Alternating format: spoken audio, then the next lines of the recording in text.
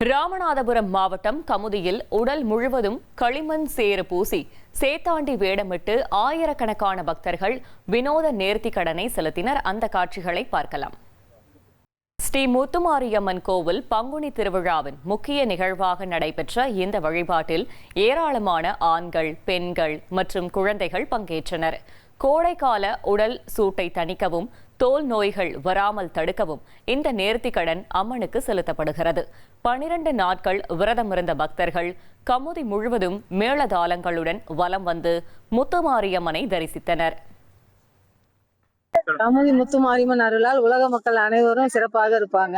இந்த நேர்த்திக்கடன் சேத்தாண்டி வேஷம்னு சொல்லுவோம். இது உடல்ல இருக்கிற பிணி ஏதாவது இருந்தாலும் எல்லாமே சரியாகும். அதுக்காக இதை நினைச்சுக்கிட்டு திருவிழா காலங்கள்ல இந்த மாதிரி பங்குனி மாதம் வர திருவிழாவில் இந்த நேர்த்திக்கடனை செய்வோம். இந்த நேர்த்திக்கடன் கமுதி முத்துமாரியம்மனுக்கு ரொம்பவும் பிடிச்ச நேர்த்திக்கடன். இதை போடுறதுனால உடல்ல எந்த நோய் நொடியும் இருக்காது. வீட்டோட மாப்பிள்ளை வரும் வியாழன் முதல் தினமும் இரவு 8 மணிக்கு காணத் தவறாதீர்கள்.